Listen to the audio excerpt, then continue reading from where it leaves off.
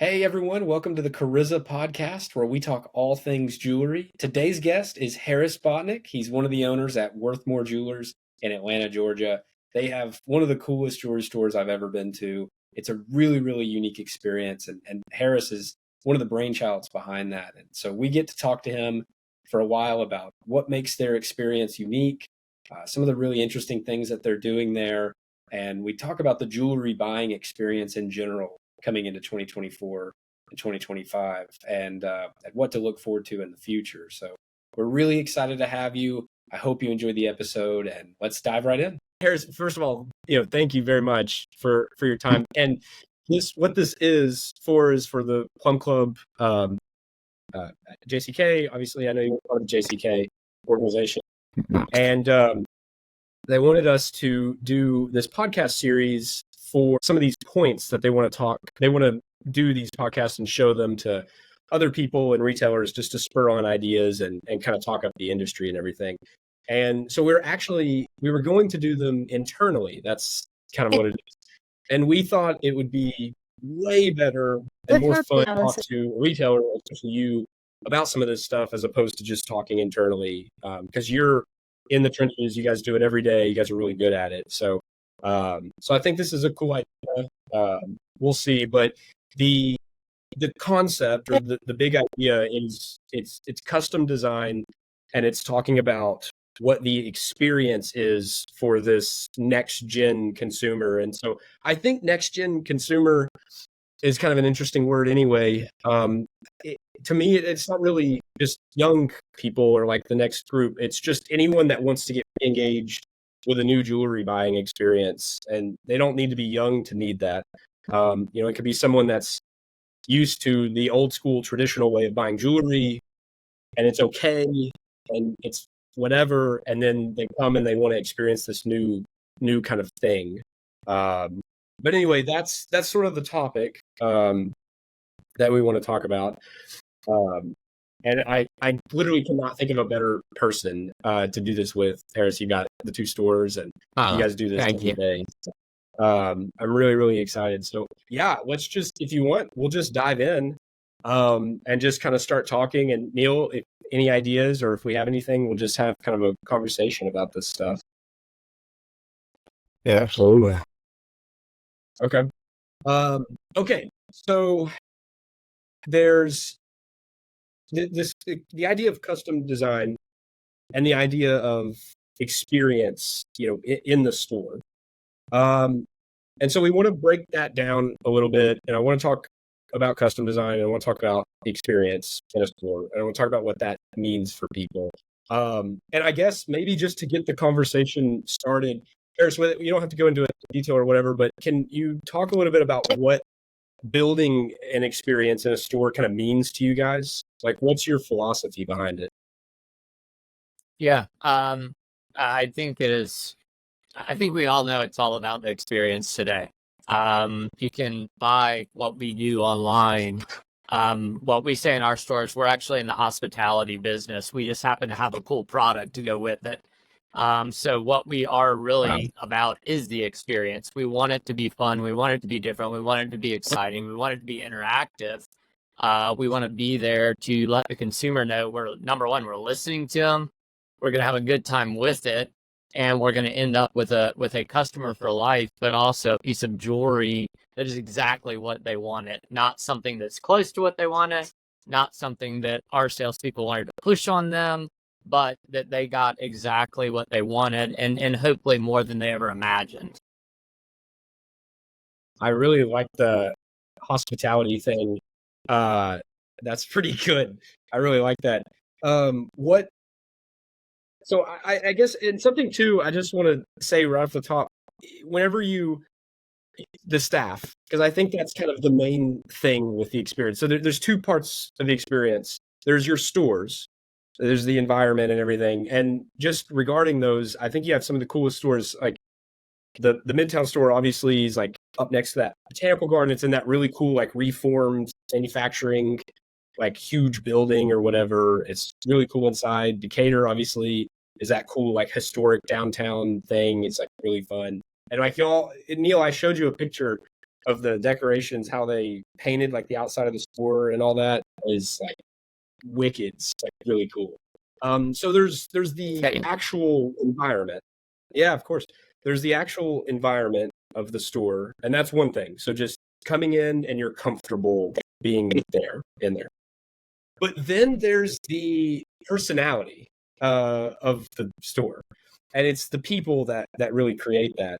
And I would love to hear your thoughts on how like you get people, how you hire people, like what you look for in your people, because your people particularly, and I'm thinking of Carrie, Christina, Laura, like just everyone. Oh yeah, Dan, especially Dan. They're real people, and it seems like you more than a lot of stores let their personalities be the main thing. Is that like a big thing? Yeah. We have always felt, even from day one when we had our first employee, that we understood our people are a projection of us, and that's going to be what helps us to grow, and that's what's going to make our customers feel special is the person that they're getting to work with. So we've always sort of embraced, like, what we say is we want to hire nice. We can train the rest. We can teach you jewelry. We can teach you sales techniques and everything, but you can't teach nice. Either somebody is nice in their heart, or they're just not nice. They can fake it for a little while. One of them is dancing in the background now.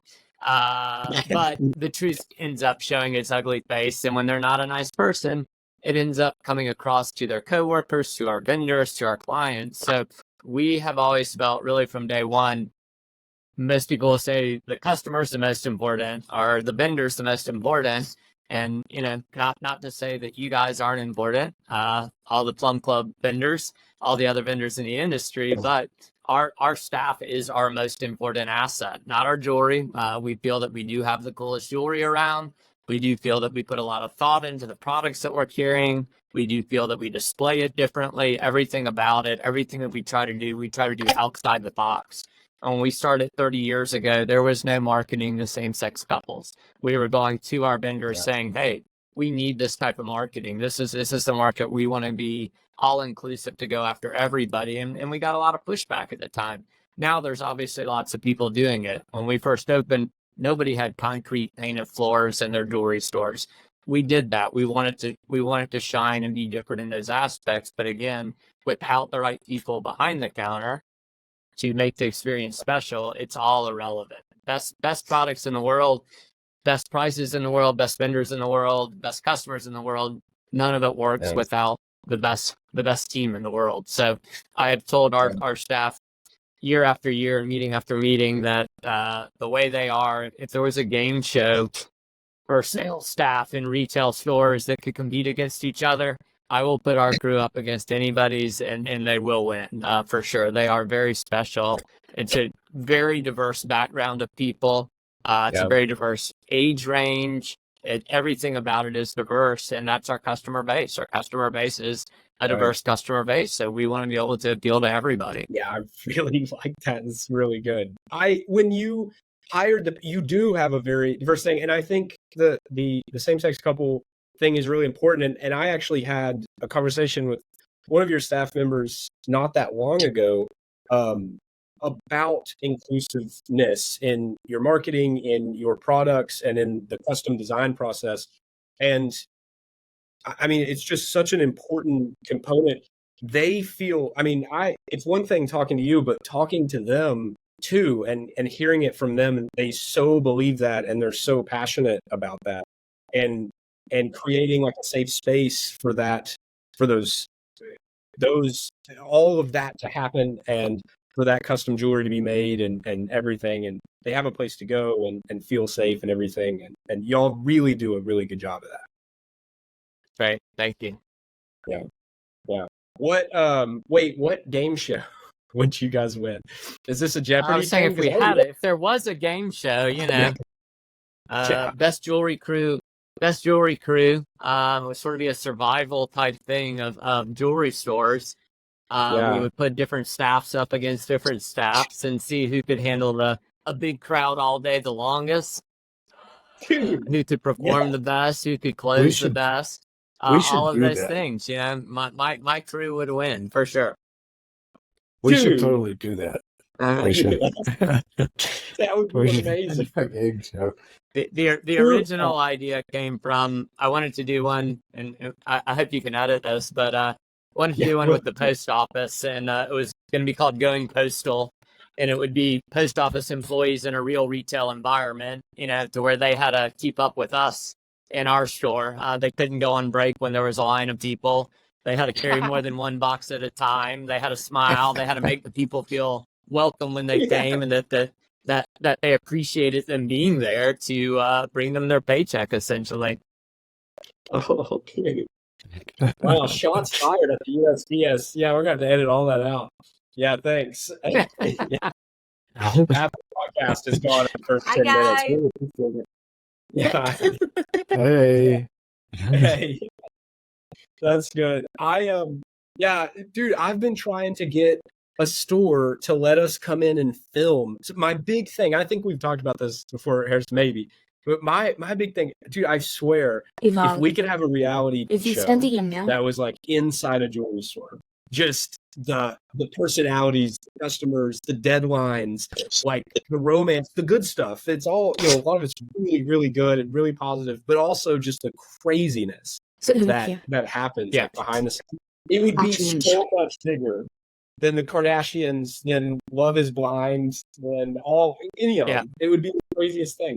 But everyone's all talk until it comes time. We have had some soft pitches of that years ago, but we figured there was too much internal stuff that we don't want to encourage any internal takedowns or fights or hair pulling just to get ratings. But we were working on, I'll tell you what we can work on, and again, this is side chatter. We were working on a show like what was the fashion show where they're selling stuff?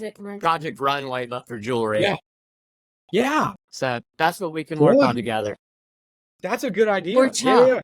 Or Chop, but it'd be for jewelers. Chop for jewelers, Project Runway. Yes. So we had a guy approach us to take that on, and we worked on it for a little while and then just sort of lost steam. But for national TV, for people to see what goes on in the jewelry stores, what the design process is, we always sort of laugh that people just think this beautiful jewelry appears in the showcase. You know, they have no idea what you guys, as our vendors and designers, went through, what the jewelers are doing, bending up their fingers, catching stuff on fire, cracking a stone here and there, to us then, you know, getting it in, shining it up, wrapping it, and getting to present it to the happy, smiley faces. So it really is something. So that's our next project with you guys. Dude, we'll get a film like in all seriousness, we would love to work on something like that.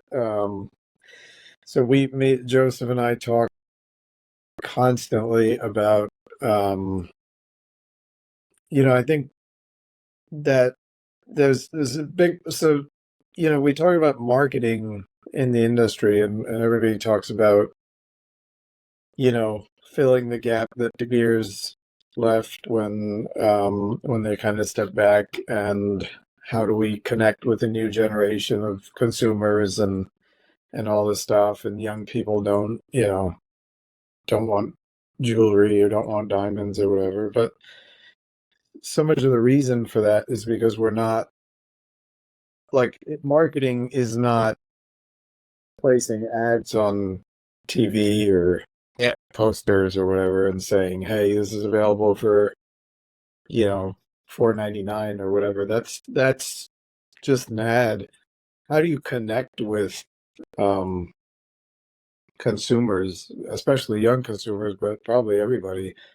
And so what we talk about is, you know, what happened in food for the last 20 years. You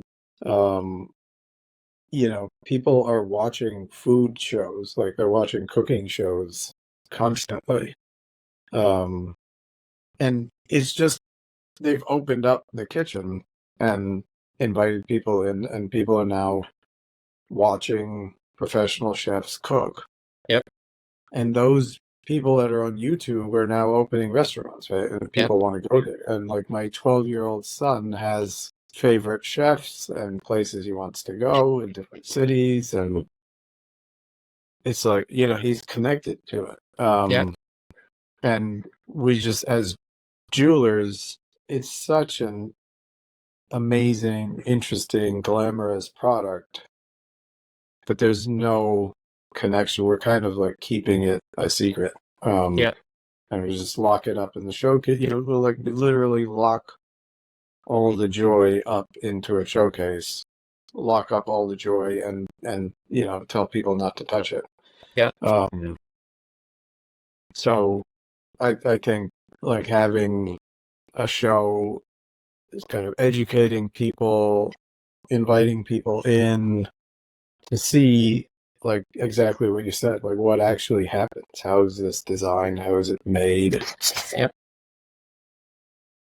So we have the guy who pitched it to us as a producer, and that was his vision. Basically, you would have whatever 4 to 6 jewelers that would compete.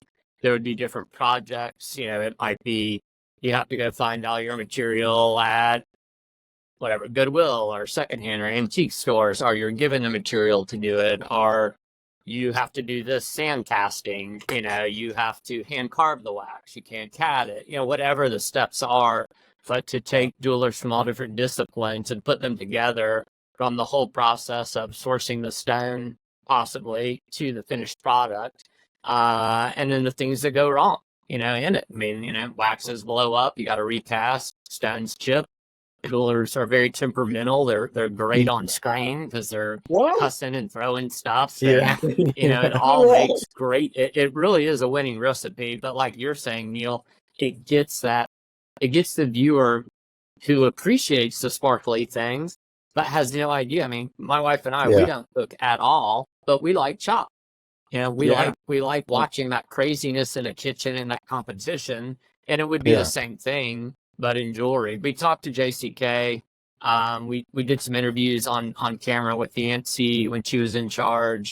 And basically we pitched to JCK, hey, if we did this, if it was a new jeweler, basically with JCK as the winner of the show, give them a booth at Las Vegas. So that could sort of be the ending result, and they were totally into it. We soft talked to Stoller about decking out the shops.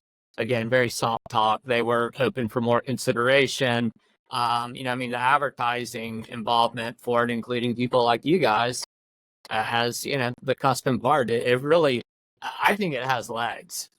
So I know we're very sidetracked from what this started as, but we can pick up a third call after this one. But my guy is still very interested in it. He wanted Jerry and I to sort of host it because we sort of look at things differently, the way that we buy and the way that we look at merchandise. So we would also be sitting down with the jewelers along the way, being like, no, you're not getting the concept, or you are getting it, or push this a little bit. So, so a little bit of mentor coaching for TV's sakes, whether they needed it or not along the way, and then the finished product. Which of you is going to be the Ramsey personality? The what? Which of you is going to be the Gordon Ramsay personality? Yeah. Who's going to be yelling at everyone? See, that can go back and forth. We can both play the role of that crazy throwing stuff. You gotta be, yeah. Wow. Dude, that is an amazing idea. I would watch that. I think that's the point. I mean, you all watch it. There's that Forged in Fire, which is knife making. That's a very small percentage of people blown away, glass blowing. But jewelry, you've got the cool aspect for men, you've got the pretty aspect for women. I mean, everything ties in, all ages. And another thing that we've spoken about is, another thing that we're working on with Zine and Jewelers Mutual is how to get new people into our industry, how to keep our pipelines full. I mean, and Neil, today, you can't find that next gen young guy who gets customer service, who's willing to be a road warrior. So we're saying, and it's the wrong word, but we haven't come up with a better word, but how do we make our industry look sexy? How do we make it look appealing? How do we let people know, hey, you know what? We need accountants, we need bookkeepers, we need HR, we need jewelers, we need salespeople. It's not just being a salesperson standing behind a counter, designers, all the different aspects of our industry, which make it so special. Our industry is not doing a good job of letting people know that we exist. We're not getting into the schools. We're not talking to people with second careers, all of these things that, again, just go on and on. The show would obviously also help that whole aspect of it. Well, absolutely. And so, I mean, I think we talked about this the other day. So, like, if you said to somebody, "Hey, do you want to be a jeweler?" So, first of all, like, most people wouldn't say no to that. Like, it's not like it's not appealing, because it is. I mean, a lot of people would be like, "Wow, that would be so cool." Gold, diamonds, stone, gemstones, all this stuff. A lot of people are definitely attracted to that. I think the reaction to me is like, I was at an airport recently and somebody asked me, "Hey, what do you do?" And I said, "Oh, I'm in jewelry." And she just looked at me and paused and didn't know what to say for like 10 seconds. And it's like, it's like the same as saying you're an international spy.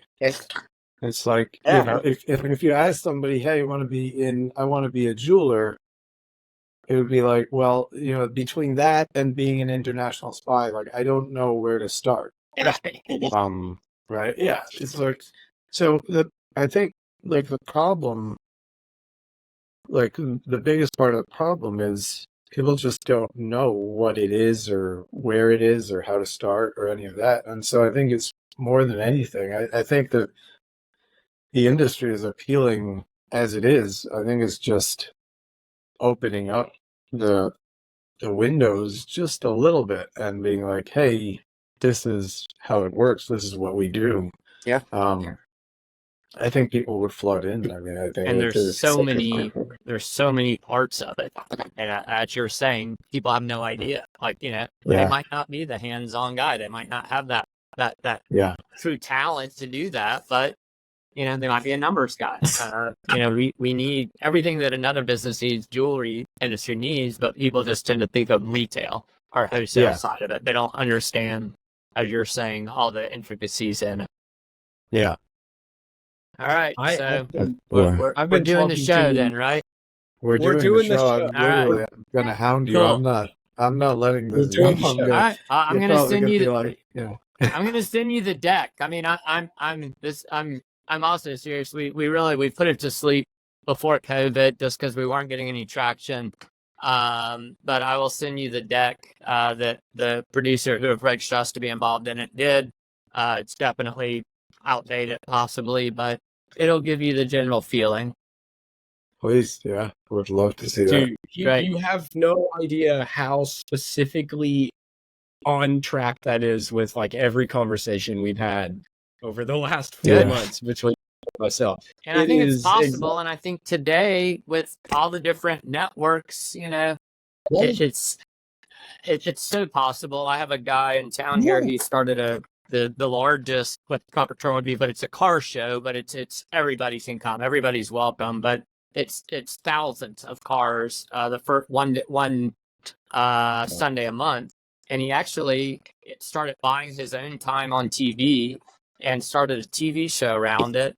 And then he got picked up. I think Fox Sports actually bought it and picked it up. But in the meantime, he was buying the airtime. He was selling the ads. He got his sponsors from the show and bought, he was generating revenue plus it, but then they got picked up. So, but, with Hulu, with YouTube TV, all these things, it's not like the old days where you're talking about how do you get on NBC. It's irrelevant, streaming a podcast to start. It could be, exactly. That's what I was going to say. Start on YouTube or podcast or any of that. Yeah. All right. Yeah, we accomplished that today. Just watched the show on. They've got like yachts. They've got one on like yachts or something. I think now I'm like obsessed with it now. It's just drama on people that work on a yacht. That's all it is. Yeah. and I'm Yeah. literally I can't stop watching. So I think we're Good. good to end it here. So All right. yeah, pretty good. So I'm All glad we right. stuck to your script today. Yeah. Yeah. Yeah. Well, I mean, I put so much effort into that, so I'm glad you guys read it to begin with. Yeah, appreciate it. Yeah. Absolutely. No, yeah, no. The so all right. Well, we've got a couple other things, and then we'll get off topic again here. We need to talk about so we've got experience, right? That's we I think we all kind of agree that's the most important thing, especially moving forward. Like, so if you're a traditional store already and you haven't cared about experience up until today, you can still rebrand and do all this stuff. It's going to be the most important thing moving forward. Now, question for you, and this is a little bit of a we've talked a lot about what the future of a store looks like physically and what it is, and what do you see changing in the next 5 years, 10 years? Like how do you see the experience adjusting, moving forward? Like what does that look like to you? Yeah. So I think if you would have asked that question to a lot of our industry 8 years ago, Right. they would have felt more jewelry stores would be going away. That, everybody was scared of the internet and seeing it as that's going to take away our brick and mortars. And in fact, what we have experienced is who are the big online guys? What are they doing now? They're opening stores because Yes. they've seen, yes, you can sell this stuff online, but to get the higher ticket items sold, you need that experience still. So you need the in-store experience. So the other thing we focus on is really we now are making our first impression twice. You used to have one chance to make a first impression. You now have two times to make a first impression. One time, your guy's online doing all the research, deciding where they're going to shop. And that might come from Google reviews, that might come from Reddit, that might come from a number of different sites where they're doing their research. And then they have an impression of you. And then they're going to walk in your store. You just have to make sure that your store is in fact matching the first impression that they got online. So your second first impression is consistent with what they got online. So for us, what does that mean? That means that we have a friendly security guard at the door. Our guards talk to people. Our guards are very visual. They are armed guards. They do wear vests. They do wear cameras, but they're not intimidating in our opinion. We tell them, we want you to interact with customers. We don't want you sitting in the corner looking menacing. We want you to be part of it. Our customers that are here love them. And we've had Google reviews written about our guards. We've had them buy them holiday gifts because they're such a part of our family. So, from that to our people greeting them immediately when they walk in the store, which, internally we're doing for security. We want them to know when they're 5 steps in the door, we see them. We might be yelling across the store, hello, or welcome to Workmore, but we want to let them know we're happy you're here. Number one, you're valuable. You matter to us. For the bad guy, we want them to know, we know you're here. We saw you walk in the door. You're in the wrong place to come in here and try to case us. So it really is a win-win. The looks of our stores are very unique. They're not what I call a dark wood store. We are not going for the snob appeal approach. That's our choice. Not that that's a wrong approach. Everybody in our industry, there's so many niches that we can all follow. We just have to make sure that I think that we're welcoming, that our staff is greeting the people, that they're greeting them kindly, that the customer feels welcome. There's so many stores and restaurants and businesses that you walk in today. And I went down to the bank today, and the guy couldn't have had a more unhappy look on his face. Made no attempt to greet me, not a thank you, not a hello, not a how are you. I was clearly interrupting him staring at the ceiling tile. And I literally laughed when I walked up because he had such a miserable look on his face. You cannot have that. Customers have so many places they can spend their money. We are a luxury item. So we cannot take for granted that people are going to just buy from you because they need a diamond ring or they need an anniversary gift or a graduation gift, whatever it may be. We have to make them feel appreciated, and that's where the experience comes in. So whether it's offering any type of certain beverage, whether it's just be welcoming, kind to them, attentive to them, listening to them, making them feel valuable. The look of your store, of course, can in line with your marketing, whatever that may be. Again, ours is a little further out there. We like to push the envelope. When you walk in, our people are proudly displaying tattoos. They do have different color hair. They do have piercings. I've had many jewelers in the past ask me, what do you do when you hire somebody that looks like that? I'm like, I tell them to wear short sleeves. That's their personality. That's we want people to know that you're coming into an artistic environment. Yes. We're not a sterile environment, so we want it to be fun. We want it to be exciting. And I enjoy going back and reading our reviews because I know that we are getting that across to our customers in the way that they compliment us and they see what is important to them. And then my people, our crew also sees, hey, you know what? This did matter to that person. I did make a difference. We've had Dan, as you mentioned, our Decatur store. He actually married a couple where the store that he's in is on a town square. And he actually got ordained because they liked him so much. He actually performed their wedding ceremony on the square. Of our people, we've been invited to numerous weddings of our clients. One of the ladies was just asked to be a bridesmaid from a couple that she met while designing their rings.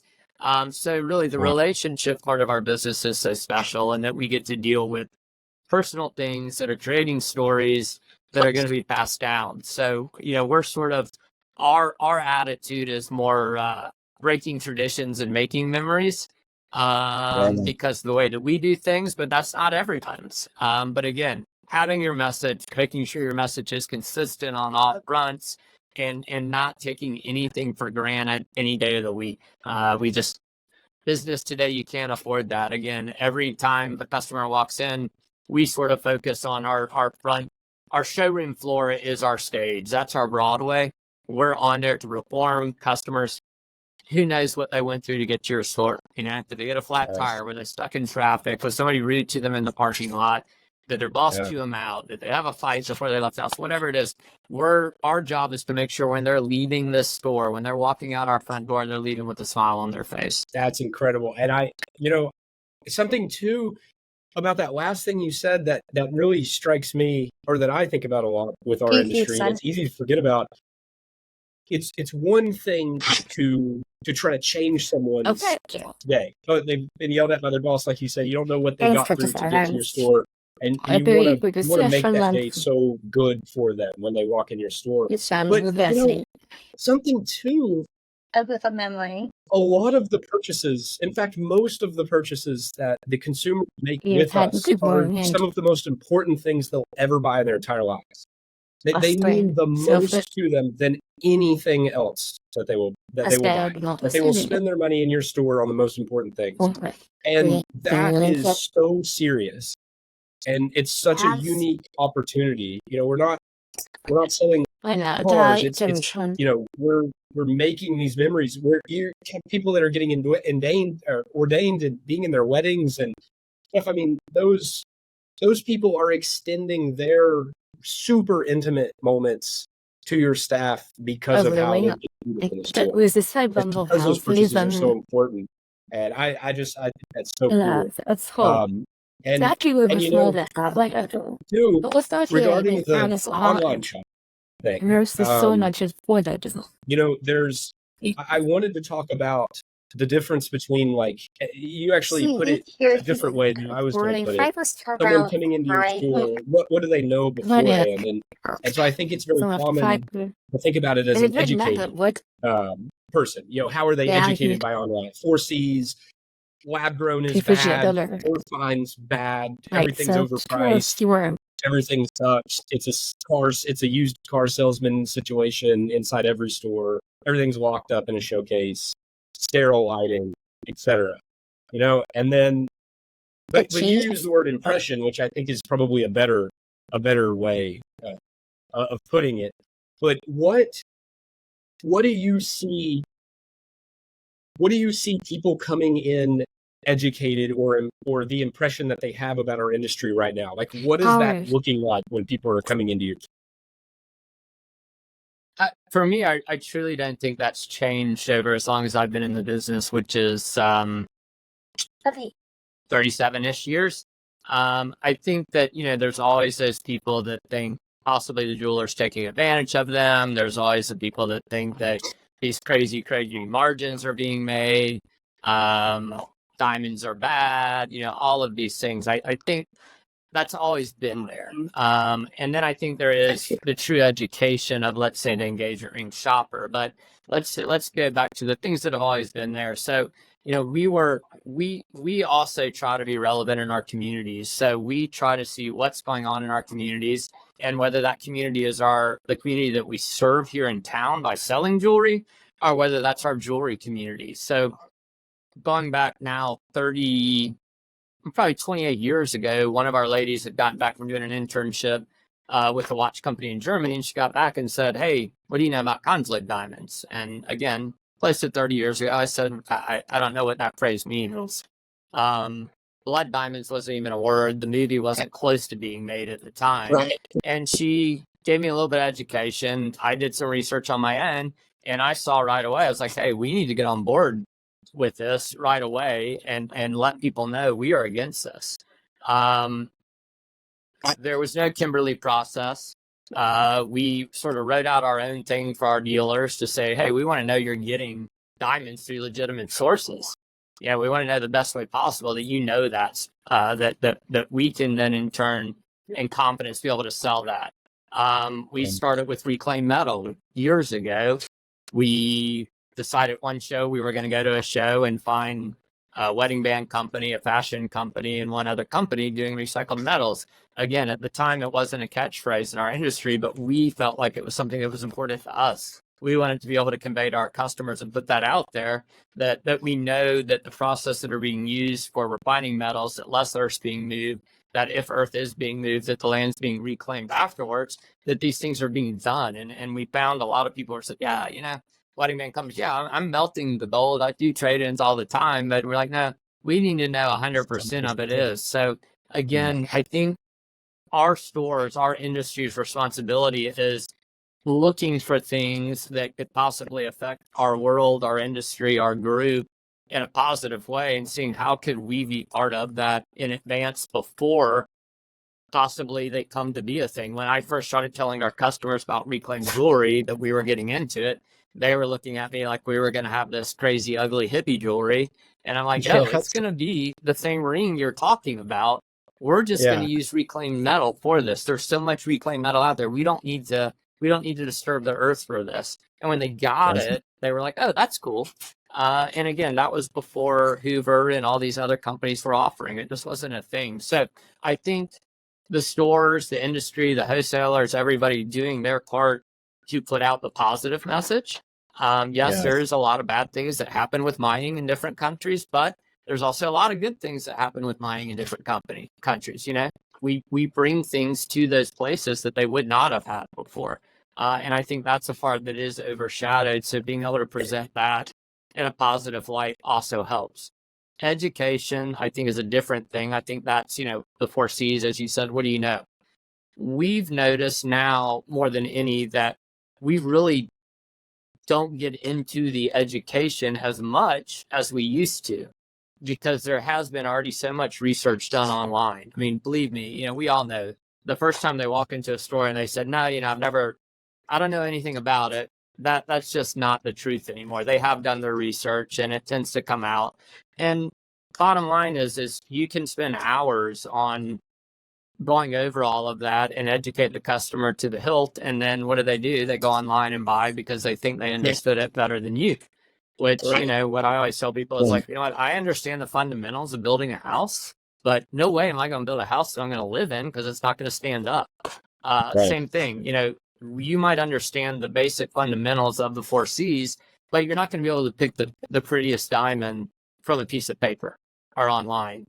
That's what we're here for. We're here to go through and sort all those diamonds for you to make sure that we're picking the prettiest diamond for you at the best price possible. So what we've started to focus on really is we're selling love, we're selling emotion, we're selling beauty. If you want to know about all the technical aspects, believe me, my people can tell you all those. Our diplomas, we proudly display them on the wall from AGS and from GIA. We have more diplomas than most stores will have hanging. But again, getting all that technical aspect takes away the romance. We're in the romance business. Some people need to feel empowered with knowledge, but sometimes the knowledge can lead them down the wrong path because they don't really fully have an understanding. You know, none of us learned what we know in this industry by sitting through one seminar. It just didn't happen. I mean, we were the first dealer in Georgia to do lab grown diamonds. Nobody else was doing them. We were approached by a big grower years ago. We said, you know, we don't understand it enough. Send down a trainer, educate us. If our staff gets on board, then we're on board. And that afternoon, they started selling lab-grown diamonds, and we were having to explain them to everybody. Nobody walking in knew what they were.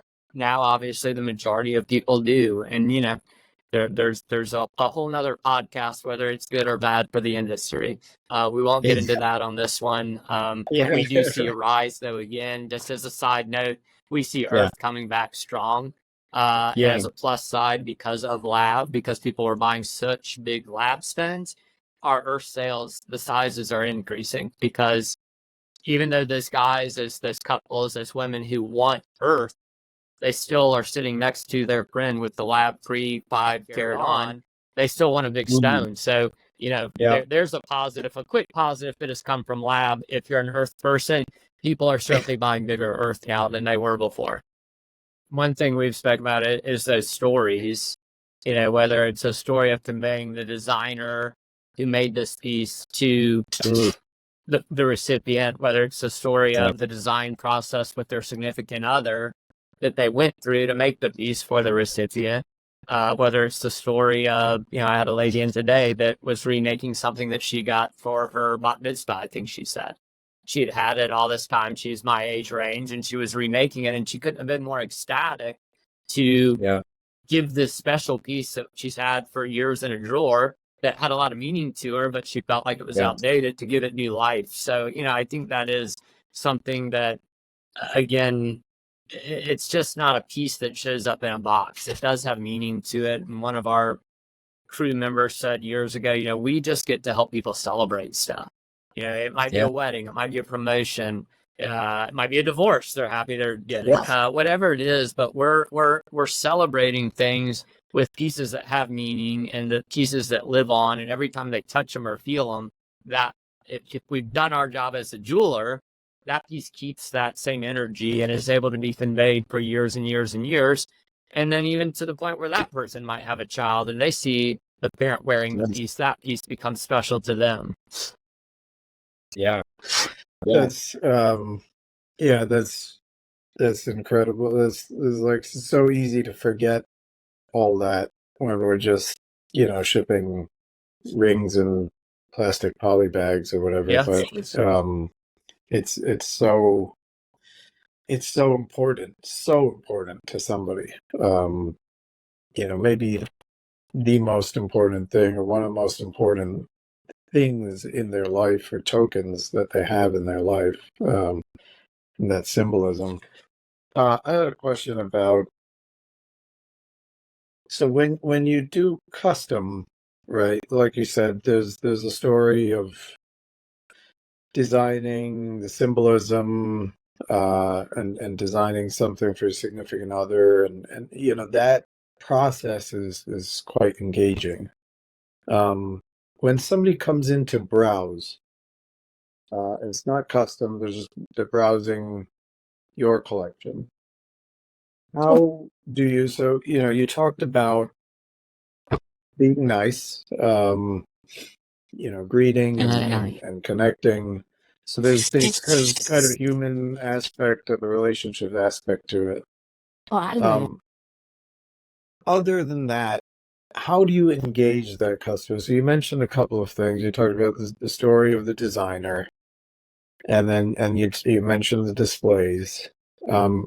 Could you tell us a little bit more about that, and any other things that you like? How do you engage them? You know, so after your initial greeting, so truly past the initial engagement, into, hey, let's get into jewelry while you're here. And, you know, I think the thing is remembering, even if people say, oh, I'm just wasting time. I don't really need any jewelry. I just wanted to walk through. My wife's getting her hair done down the street, whatever. They still made a decision to walk into your store. We didn't cold call them. We didn't knock on their door. There was something about it that made them walk into our store. So, we want to have a few choice pieces in every showcase. So whatever showcase we might be standing behind at the moment they walk in, after we've had our initial greeting, told them we love their purse they're carrying, their shoes, their hair, whatever it is, have some interaction with them, let them know who we are, let them see that we are friendly and it's fine to talk. They don't need to be intimidated to be here because it is, it's intimidating walking into a jewelry store if you've never come in one. It's expensive stuff. You've heard crazy stories. If you're bringing a repair in, you've heard places that switch diamonds, all this craziness. So we have to overcome that in a matter of seconds with the customer. But to answer your question, we want to open up the showcase as fast as possible and let a customer touch a piece of jewelry. Because I think one thing that we can easily forget in our industry is getting the old and expensive piece of jewelry, and expensive can mean different things to different people, is pretty special. Again, understanding it, but again, and we have to, of course, take security into consideration for that. So we have to know where we are in the store, being able to see how possibly the person's feet might be facing what direction. So getting past all the security things that the store should be trained to do. In other words, making sure your item ain't going to be snatched and run with. Getting to the point. If you're confident in that, and you have the right procedures in place, getting to touch a piece of jewelry, whether it's, for some people it might be a 300, for some people it might be a 3,000, for other people it might be a 30,000, to let them feel how special that is to hold that piece of jewelry. I promise you, if they don't buy that day, they're going to go tell somebody about their experience in your store. I can't believe it. I got to do this, or, whatever it may be. So you're letting that person, it's sort of accomplishing two things, in my opinion. You're letting them see, I think this piece is for you. If let's just say if somebody young and they've never held something worth $5,000 in their hand, I'm letting them hold a $5,000 ring or a $10,000 ring. I'm looking at you thinking, yeah, you can afford this, which typically is the opposite. I think most stores that you walk in today, like myself when I walk in a store, people could care less. They don't want to help you.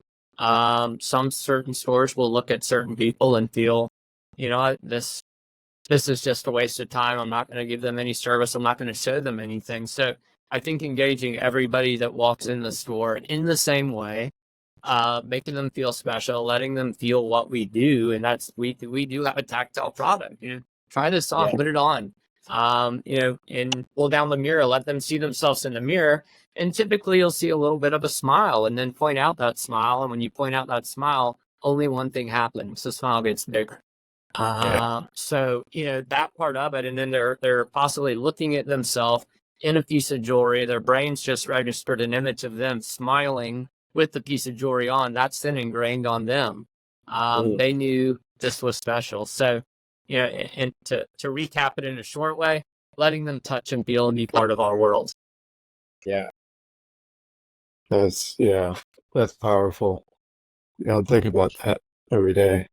What do you think about? And adding on to it, we do have two in-house jewelers, and they do a lot of unbelievable work, but they don't get to see the result that we get to see. They don't get to see the smiling face. So whenever we get a chance to, as long as they're not knee deep in something, we try to pull them out occasionally too, to let them see the customer how happy they were with this special piece that they were nervous to leave with us in the first place, because it is, as you said, Neil, it's powerful. It's cool. Yeah.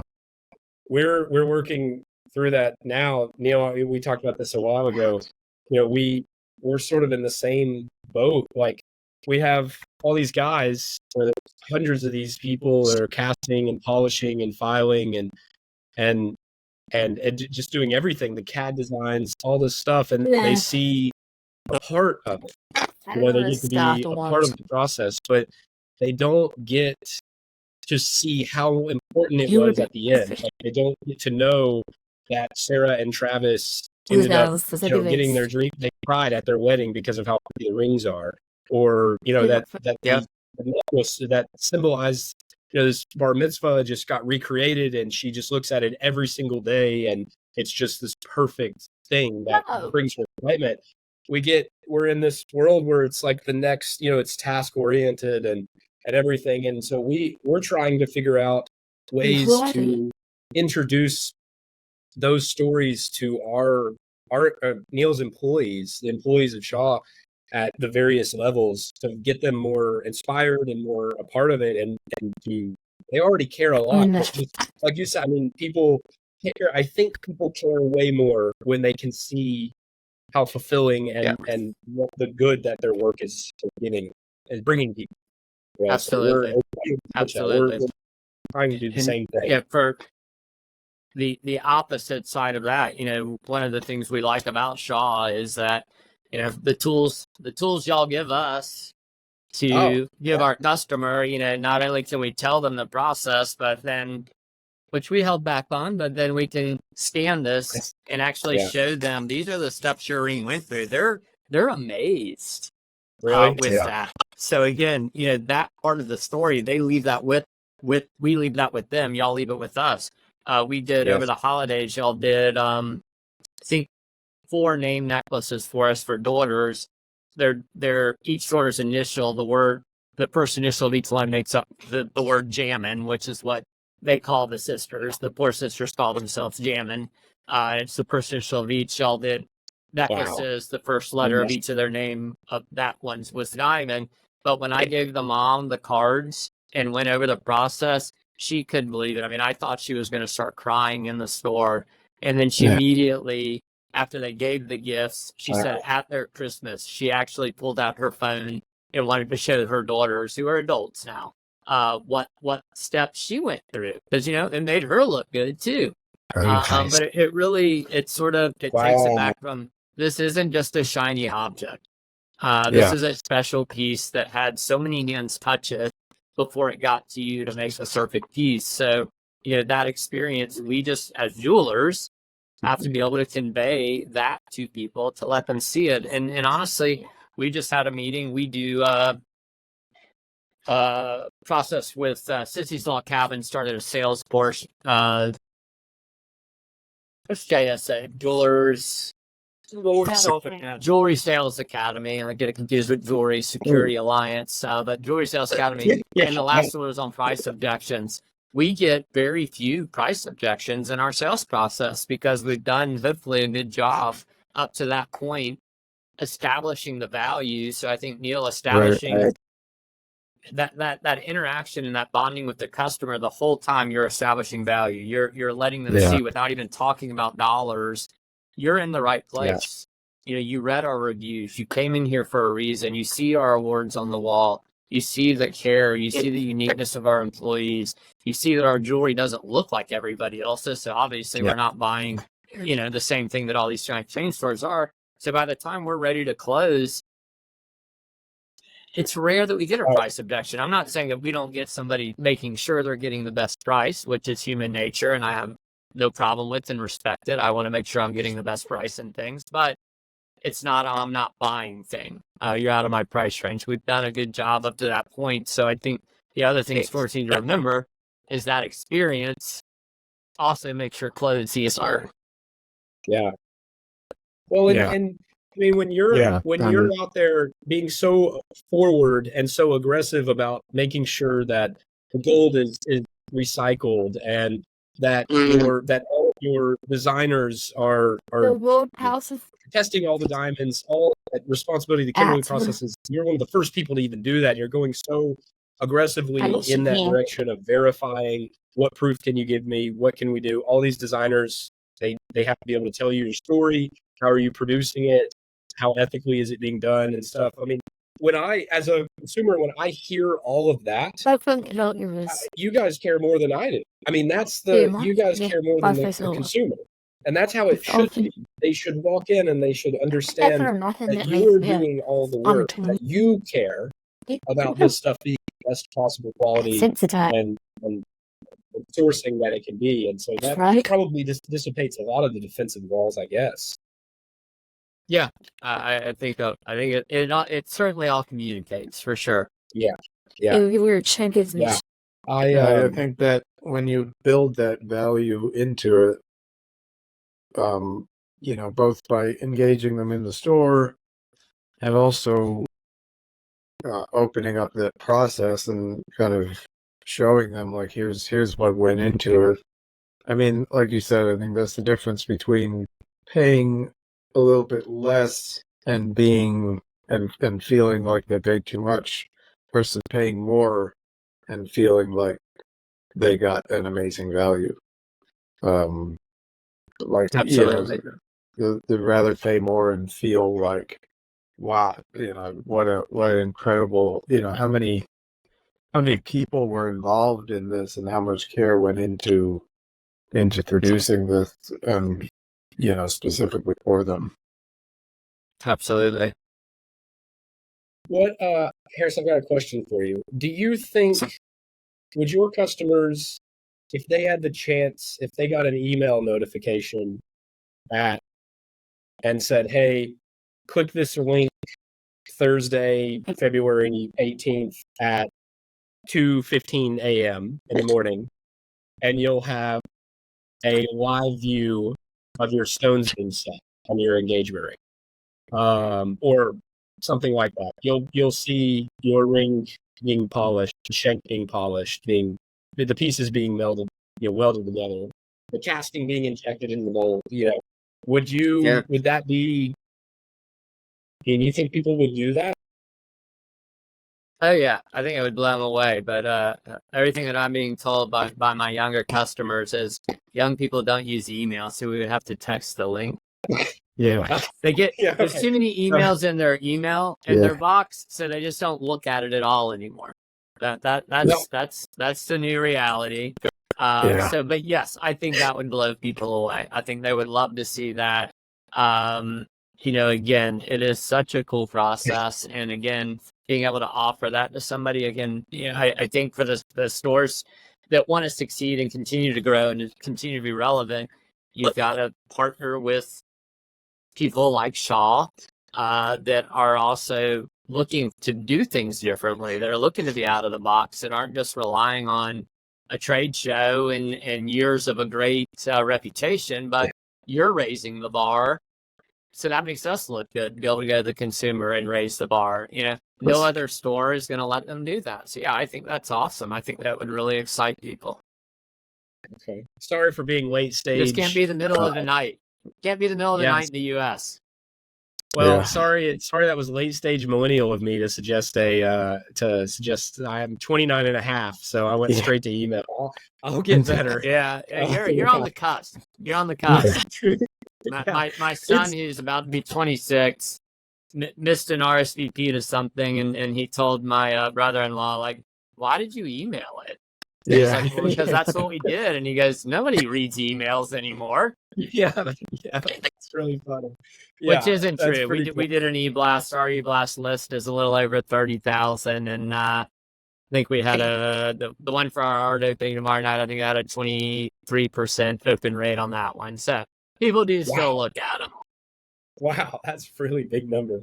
Wow, yeah, that's well. Regarding your point, I'll press you a little bit on the timing at night because that is going to be. This is again a side.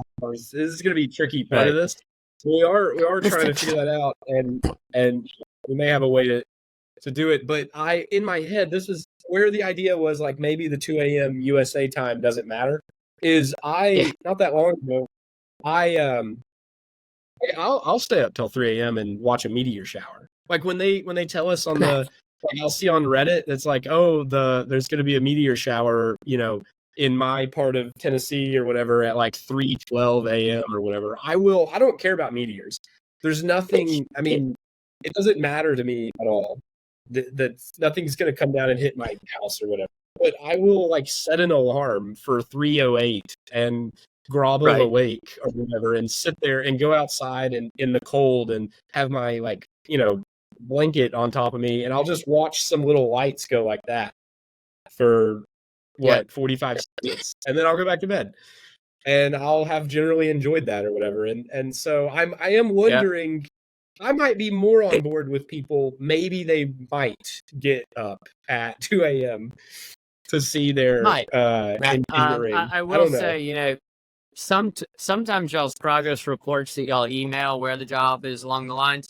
Sometimes they do have visual, and sometimes they don't. Now, I have at the times when y'all have said those, and I have happened to click on them in an email because I'm old. If it showed, here's the casting, I have taken that screenshot and sent it to customer and said, hey, it's going to let you know, here's where your ring is in the process already. So, it gives me a way to also fulfill their obligations, their expectations, to let them see this is happening, because they're sitting at home. Like I tell my staff, I'm like, by the time a customer calls to check on something, they've already thought about it for 2 to 5 days. They don't call their first thought because they don't want to seem pushy. But if we can stay in touch with them along the line with things like that, again, makes us look good, exposes them to something cool that they've never seen before, but also lets them know you're important. We're thinking about you. Your ring is being handled. Yeah. Wow, that's awesome. The opposite of, so it's, I mean, that's the intention with, with creating those and sending those out. And it's, the idea is to turn it into the opposite of, like, the worst thing about, waiting is waiting and not having any idea what's going on. And, taking that and turning it into, hey, this is so cool, I get to follow along. Yes. And I just want to keep doing this. Like, that's the idea. And, we want that waiting process to be the coolest, most engaging part of the whole process. Absolutely. And I think, could also, anybody that is questioning that I make the right choice, it also reconfirms with them, not only did they choose the right store, but they also chose the right thing because it's being handled. Yeah, exactly. Yeah, exactly. Yeah, I remember. By the way, go ahead, Dan. No, go ahead. I was just going to follow up and agree with you completely. When I was in retail, one of the things we hammered on the most, it was the most important thing, was that it's so easy to get to the point where you take the customer's money. And if you're good at your job, if the store is good, if the store is pretty, if you have what they are looking for, it's so easy in theory to get to that money taking part. And when they walk out the store, all they have is a piece of paper a lot of times. I have a late. Right. And just that middle part.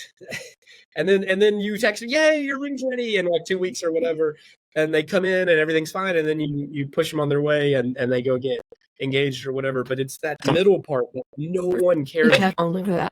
And it's just this time bomb of things that can either be, it can be so good, it's so strong, or it can be really, really bad when the customer calls and it's 3 days before their deadline and they've never had an update and you have to be like, let me call you back. And then it's like 3 hours later and like it's not confident. It's not a lot of confidence for the consumer, So that middle part, I love that you guys care about that. I'm really happy that you guys are sending it out because it's so important. Yeah. But I was gonna say, by the way, you mentioned the art opening, and I know you're doing the like an art show over the weekend. I remember you guys also did like a music event at a bar. I believe last year. Right.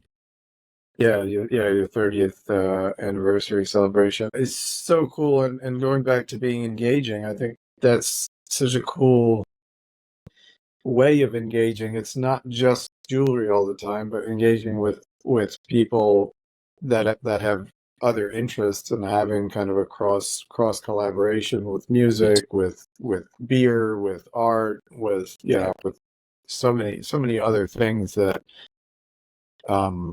where interests overlap, and kind of engaging with consumers with kind of cross collaborating events like that. Such a cool part of what you guys do. It's fun for us, and we realized years ago, you can only ask a customer to come to your store so many times to buy stuff, but you can invite them to as many parties as you want. And so we have sort of become more known for. So the one you were referring to was our 30th anniversary. we closed both stores. We're normally open on Sunday. We closed both stores for the day. We rented out a brewery, open bar, lunch, desserts, had a Rolling Stones cover band, and just had a great party where we invited our customers and their families too, and got to hang out with them out of the store. And it's important for us, for them to feel that they are part of our Worthmore family. We're not just, hey, come buy stuff. We do want to celebrate with you, things like that. So whether it's an art opening in the store, or if we have a designer coming in, we'll often rent out a speakeasy or a restaurant and do a seated dinner with the designer out of the store with nothing to sell. And these, every time we do one of the restaurant ones with a designer, people are like, well, we want to look at jewelry, we want to buy stuff. And we're like, this isn't a buying event. Like, this is a social event. And we realized sort of early on how special our customers were and how unique they are. And then we started to see friendships being made from these events of our customers becoming friendly with each other and starting to hang out.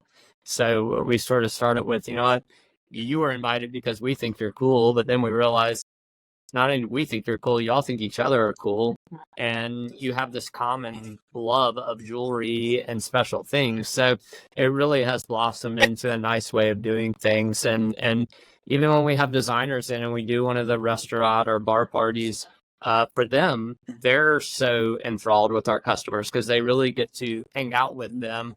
And again, it lets them tell their story deeper to the customer. And then by the time they come in the store the next day for the designer event, and we don't call them trunk shows because we also realize that customers don't understand. They don't know what a trunk show is unless they're in the fashion business or retail or wholesale. People started being like, well, what is a trunk show? Maybe possibly the younger generation. But so we started calling them designer events. But by the time they come into the designer event, they're lined up because they want to take home a piece of that person they met the night before, at the bar drinking, or at the place eating dinner, all of those things. So again, just a different approach on the way of doing things. It is an investment. We do spend money on it, but it does pay off. It's an investment with returns. And I think that, too many jewelers, retailers tend to look at, I can't spend 5,000 or 10,000 or 1,000 or 500, whatever the amount is. I don't want to buy lunch for 100 people or whatever it is, but I promise you, other people aren't doing it. So you doing it again sets you apart, and it's just fun. You know what? You're going to have a good time at it. When your clients and your crew sees you having a good time, they also have an enjoyable time. And then the next party we have clients who call and be like, can I bring my neighbor? Can I bring so-and-so? They're in town. Oh, we have plans that night. We're going to dinner with 2 other couples. And we'll be like, we'll bring them too. And they're like, really? I'm like, yeah, come by here. Have drinks with us before you go out. So it becomes a social thing. And again, people want to do business with people they like. And we all know that. We all get the basic elements of it. So why would you not go above and beyond to be friendly to your clients? Right. And that's such a strong, dude, honestly, that's the greatest thing. I mean, that's amazing. And I just to hammer that, I mean, the difference between hanging out there, you're just having fun. Our industry is emotional and fun. We use it to celebrate things. We jewel. We do that day to day. Like, we make things important. And I just extending that into all the aspects of the business. Like, not just we're here in a retail environment selling you things, but we're going to go have dinner. We're going to hang out. We're going to talk philosophies. We're going to show art. I mean, that is what the whole industry is supposed to be about. Right. It's really cool. And it's of course got to be done with heart, and it's got to be done with fear. not going into it to get something from the person. Right. It's just done has to be real.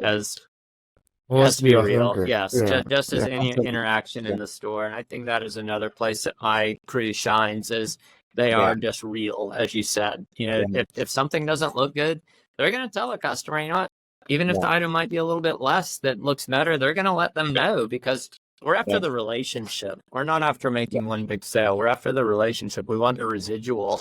And by being honest with people and giving them the proper advice, that's how we're going to get to be real and be honest. And, we've been in business long enough now where we're getting to start to do our clients that we did their engagement ring, we're starting to do their kids' engagement rings now. And it's so gratifying and so special to see that. And, I remember these kids from the minute they were in a baby carrier, and now their parents are bringing them in with them or sending them in to get their engagement ring from us. So I think our industry, so many stores experience that have been in business longer than us. They might have their third generation. Don't forget how special that is. Don't take it for granted. Yeah. Yeah, I mean, that just to go to your earlier point, like you can't get a lower price for that online. There's no, you can't put a price on that. Right. It's big online websites me is not renting out a bar in my town, a cool bar, and I'm not just going to hang out with them and chatting and get art together. Yeah. Wow. So I have a question about your role with JCK. What is you're on the board, I understand, or I am fortunate enough to be on the JCK show board, which they have a really nice mixture of retailers, of wholesalers, of people from GIA, AGTA, all different associations. They really, JCK does a great job of wanting to hear from everybody that attends the shows, whether it's you guys as manufacturers and suppliers, whether it's the retailer like me, whether it's the Hong Kong, the whole Hong Kong wing, their representative, the Plum Club representative, everybody is represented on the board. And it lets JCK make sure that it keeps them in check, that they're doing a great job, and lets them hear from everybody. Nice. I think I'm not sure what I told him, so I think he was clarifying. I can't remember what I told him your role was. I tried to describe it. I think I said you owned JCK or something like that. Yeah. Well, we're working on luxury. We've just gotten but through JCK so far, but no, they have an advisory board. Basically, their board that from dates, entertainment, planning, security, everything that goes into the show. And it is nice. And honestly, I've thought often we did have one for the store that we started years ago, and we sort of have neglected it, and gotten away from it, although we need to get back into it. There's a gentleman in the industry who advises people. His name, Philip Bozen. I think I'm giving the right first name, and I need to look it up and correct myself if I'm not. But we attended a seminar of his, and again, we like to still get out there and learn. We know we don't know everything by any means close to it, so we want to hear what other people are doing too. And he was like, "Hey, start an advisory board in your store. Get your best customers." And he said, get all female customers, which we did, and we had a very powerful board to bounce things off of. And I've often thought of, for wholesalers, why don't they do that? Why don't wholesalers get their best retailers together and brainstorm with them and hear, what are the good, what's the bad, what is our competition doing? I mean, how can we improve? How can we be more important? What if we tried letting you log in the middle of the night to watch a stone setter? Is that cool? Would that work? And seeing the feedback immediately. So, we do it sort of through social media. As far as when we're at trade shows, sometimes we can't decide on things. We'll put up polls on social media. Do you like this in white, yellow? Do you like it oxidized? Do you like it with colors? Do you like it diamonds? And customers start interacting with that, voting on it, and let us know, we're getting immediate feedback on what to do. I think there are so many things like that, whether it's JCK's board. There's so many different parts of our industry where they're trying to improve things.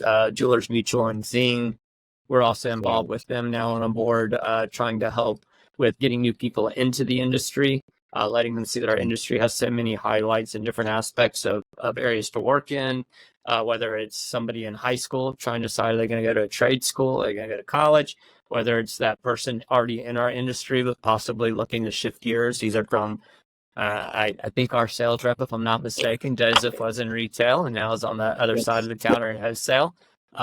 Whether it's somebody on a second career later in life, but wants to make a change, how do we communicate? So I do think that we're starting to see companies like Dealers Mutual, like JCK, that does want feedback from everybody, and it does make us all stronger.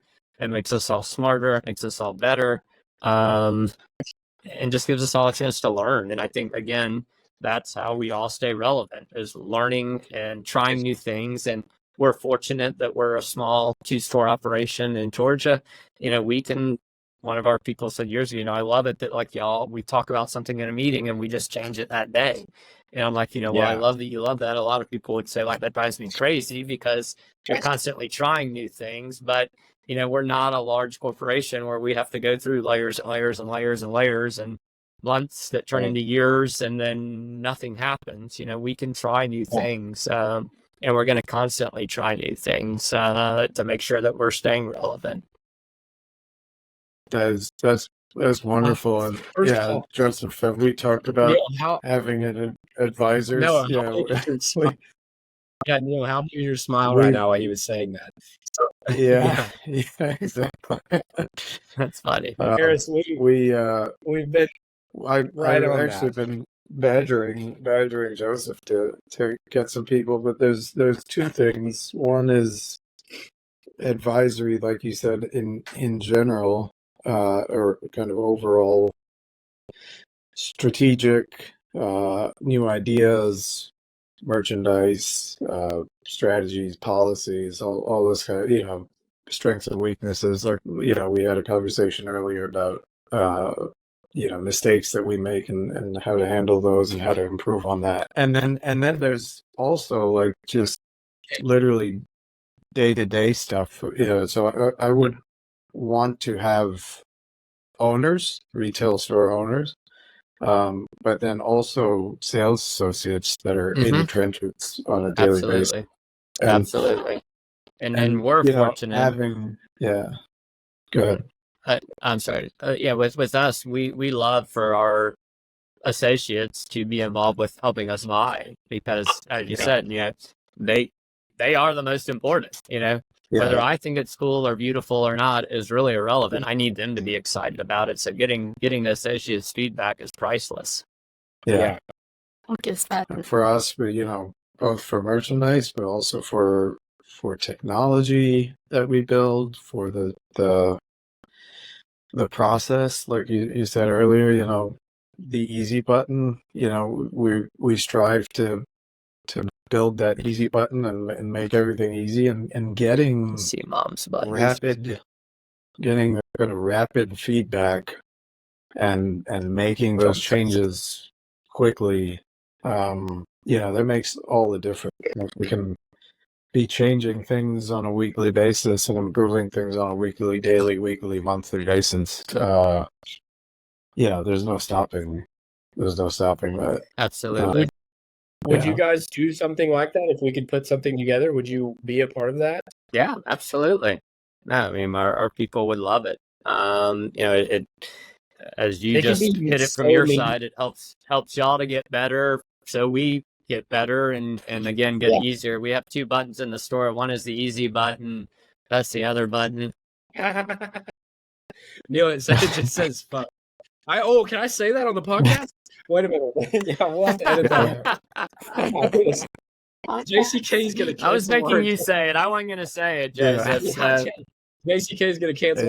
No, we'll have to change the rating. Yeah, we don't like to use that button. We like the red easy button more than that button, but occasionally we do have to press that button. Super quick funny story.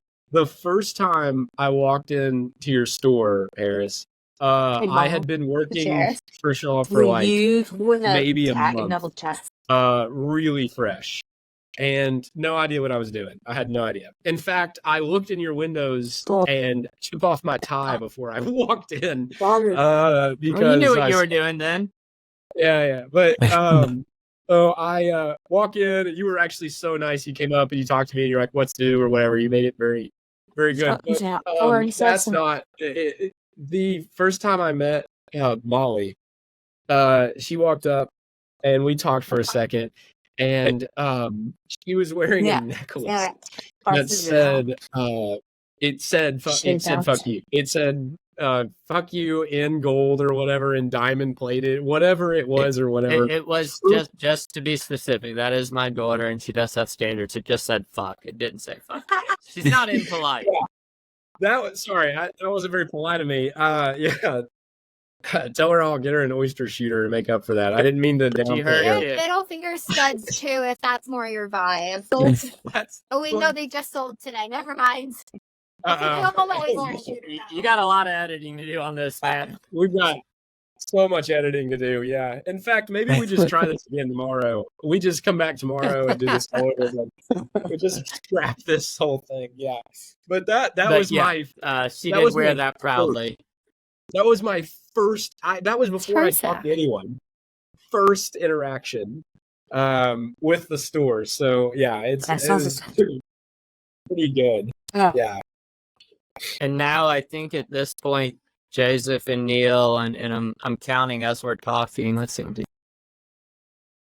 I think you have now done 6 of our people's engagement rings that actually work in the store. They've chosen y'all to make their rings out of any of the vendors.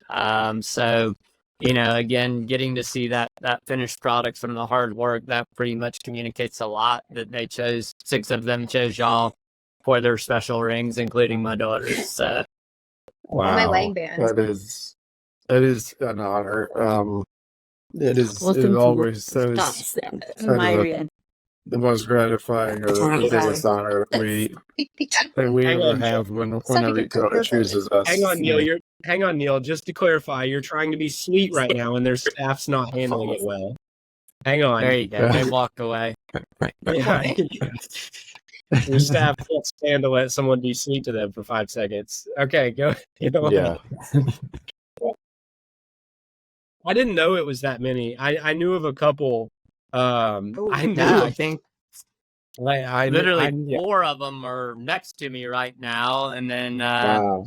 Yeah, no, I think it's 6. This is like the second one that we're doing, a second conversation like this that we're having, and this is super fun. To have conversations like this, and we, Joseph and I have been talking for the last year and keep having conversations that are, amazing and kind of just like-minded, resonating with each other, and to be talking with other people now and more people that see,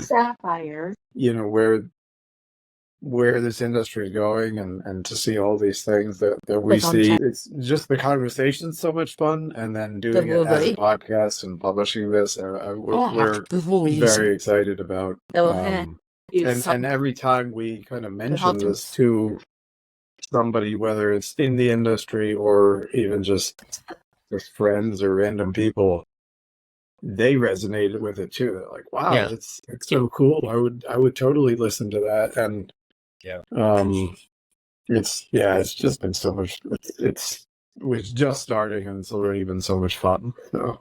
It's great. I appreciate y'all asking us to be part of it, and I will touch real quickly on the technology aspect, which this is sort of technology in our industry. Our industry has been, I think, so far behind in technology for so long. And I think we're still behind, but we're so much more advanced than we had been from years, to where we were hand carving every wax.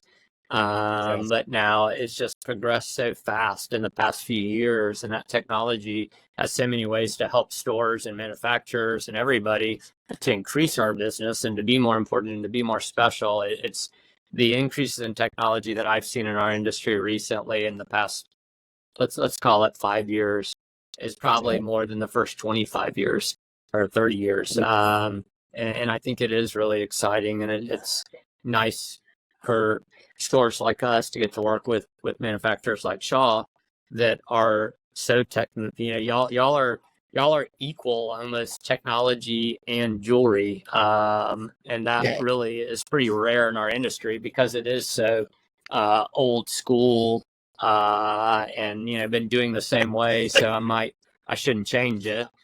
Type mentality where now people are starting to see all the different things that are possible in the world, and how we can do things now remotely and do podcasts. And during COVID, we were doing custom engagement appointments via Skype and Zoom and other calls, and all of those things I think just sort of have helped propel our industry, make us even stronger, make us even better, make us more efficient for sure. But also being able to bring, because let's be real, 95%, probably 98% of our engagement business is quote custom. Whether they're changing a few little things, the customer's calling it custom, or whether they're starting from the ground floor up. So now with the technology that y'all have, with our sales team, it really takes it to new heights and gets that customer buy-in, gets that involvement. And we have a very short section on our website about the custom process. Basically, we're like, it's fun. It's not daunting. A lot of people are scared or overwhelmed, or they think, oh my God, this is going to cost a fortune to get a one of a kind. And we're like, it's not anymore, because of the processes that are available now. You can design your own piece and be involved with every step of the way. You can furnish it. You can furnish merchandise, parts of it. You can be as involved as you want or as uninvolved as you want. And I think that really has changed our industry so strongly, where you used to have to rely on somebody who could sketch good at the counter and could carve a good wax, and then hope that the customer wouldn't crack the wax putting it on their hand. Now, maybe you could tell me better than me, but I feel like probably 1 out of 100 of our jobs you do, the customer asks for a wax now. Where when I started, every job had a view of wax. But because the CADs are so efficient, again, streamlined, makes it efficient, gets the customer better buy-in, and they realize that there are all these options, and it is fun, and that they can then say, yes, I did design this. Harrison's answers are so good. I don't actually have a response for them. They're just really solid, good, just amazing answers. I don't even know what to say to that. Yeah, that's perfect. I completely agree. I completely agree with you. Yeah, same. Likewise. And I mean, I will say, thank you for the kind words. It's a lot of fun to work on and bring the technology into the industry and be able to do that. My brother and I are both very techy, tech geeks or whatever. And I think in this industry, there's an opportunity to be able to do that and really make an impact at an industry level on the kind of technology that we utilize and how we utilize it. I hope we can do that, and it's a lot of fun working on it. It's awesome. It makes it fun for us too, and I guess that's the bottom line. We all work very hard in what we do, no matter what part of this industry you're in. But a lot of us have been doing this for a long time. Some of us not as long as others, but it's just got to stay fun and pushing the envelope and trying new things. And whether it's technology or trying new things in your stores, new events, new web links you can click on, whatever it may be, it's got to stay fun. Yeah, that's right. Wow. Dude, I think that's a great spot to end this. This has been awesome. Like, literally incredible. So much better than our script, just thrown away. Already threw that in the trash. I think we followed it exactly. I think you actually somehow pulled every single word off the script and used it in a different way. But it's out there, I think. I did not follow the script, but I think you entered every concept. So, yeah, thank you. You did all that. As long as we followed. We didn't want Neil and I did not want your hard work to go to waste, guys. We appreciate you. Dude, I spent like 8 minutes while eating breakfast typing that up. So I was going to be pretty upset. I could tell. No, I was actually pretty in depth. I was actually sort of shocked, and I was like, oh my God, I don't have time to read this. I got to scan it. Well, did you like how I sent it to you like 30 minutes before? I could have sent it like last not night. quite 30 minutes. Maybe 30 minutes before we started the podcast. Yes. Yeah. Yeah, 30 minutes. Yeah, I appreciate that. 30 minutes. Yeah. No, you're welcome, dude. I could have sent that to you like 3 weeks ago, but instead I sent it to you 30 minutes. I just wanted it to be organic, like I said 50 times. So And then what did you do when you sent it to me? What did you do when you sent it? I did send it on email. Did I send it on email? Yeah. You sent it on email, but what did you do? You sent me a text saying, dude, I just sent you an email. Oh yeah, and I did just could have just texted it. Does Apple let you send that? I don't know if that gets back to you do have to let people know because they've gotten 1,000 emails since the last time they checked. It's crazy. That's right. I did. I let them. You're right. That's right. So, all right, guys. Well, we're good. I really appreciate. So look for our TV show coming to a streaming platform near you soon. Yes, absolutely. Yes. I would look forward to reading that and look out for an invite for this advisory board. All right, sounds good. All right. Put you on the spot on that now. I didn't realize I was putting you on the spot. No, dude, we understand. We're totally into it. No, yeah. We've been talking about that for months, trying to figure out how to do it. Yeah. I literally, we were growing with another vendor years ago. I was like, have you ever thought of that? And he like went through all these reasons why it wouldn't work. Kind of just like, okay. What? I could not imagine. You obviously don't want to hear from anybody. Yeah. And he's, still at the same level he was years ago. But he has not grown in business with us. So he's still doing the same business, but he hadn't grown. So right. Yeah, that's funny. So all right. Well, looking forward to it. And awesome. we're good. Yeah, thank you guys again so much. It was good hanging out on the JCK podcast Plum Club today. Yes.